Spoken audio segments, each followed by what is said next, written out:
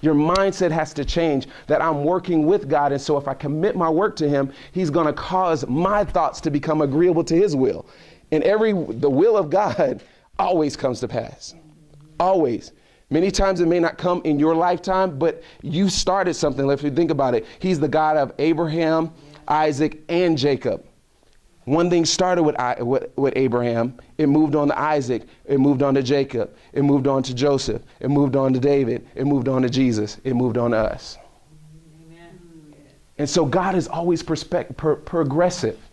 And so don't limit God.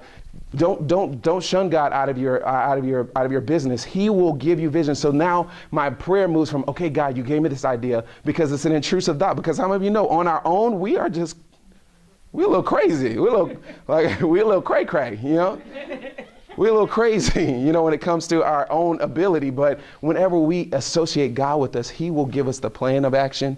Just like he gave Noah the exact measurements to build an ark in a time, in a day when nobody knew that it would rain. They didn't even have a concept of rain. It hadn't even rained at all. So God can give you a concept and give you the step-by-step, day by day, order by order things, but you got to commit your work to him, okay? And so don't just stay at the idea, move on to vision, all right? Components of a vision. I love this. After Paul had seen the vision, we got ready at once to leave for Macedonia, concluding that God had called us to preach the gospel to them. This is in Acts chapter 16, verse 10. Now, I'm not, without being theological or anything like that, who saw the vision first? Paul. And then it says, but then we got ready at once to leave for Macedonia, concluding that God had called us to preach the gospel to them. So whenever a person sees a vision, there are people associated with your vision. Do you know that the people that you need right now to take you to $100 million in sales exist right now in the earth? But you got to see the vision. You got to have the vision.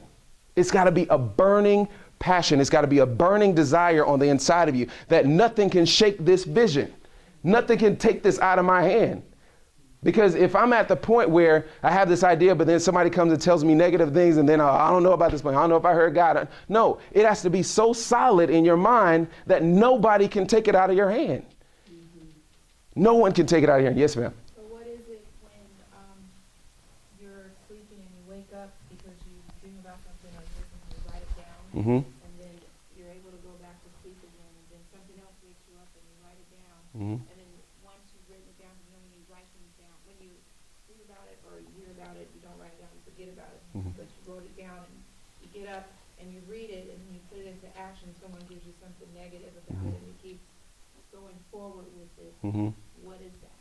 The enemy. And the last time, see, God will give you a vision, but the enemy's only job is to thwart that vision and to pervert that vision. His only to steal, kill, and destroy. So God, he always wants to take the seed of hope and desire and faith out of your heart. And so that's why. Mm-hmm. Continue on, whether the enemy is after you and putting people in your way, and still keep going forward to do it like you do. I'm going to give you a scripture. The word of God tells us to, I'm going to get to your question. He says, we should look unto Jesus, who is the author and the finisher of our faith, who for the joy that was set before him, he endured the cross, despised the shame, and now he sits at the right hand of the throne of God. He was so focused on the end result, that the beating, that the pulling out of his beard, that the, scourging, the 39 stripes, the nailing on the cross, the piercing in his side, the laying in the borrowed tomb, the going to hell did not deter him. He was focused.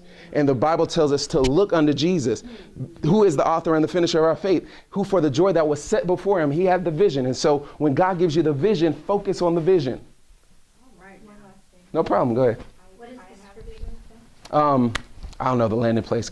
Just can somebody Google looking unto Jesus, the author and I think it's in Ephesians, Lord. I'm working on my landing places, everyone. But looking unto Jesus. Huh? So you got all that information.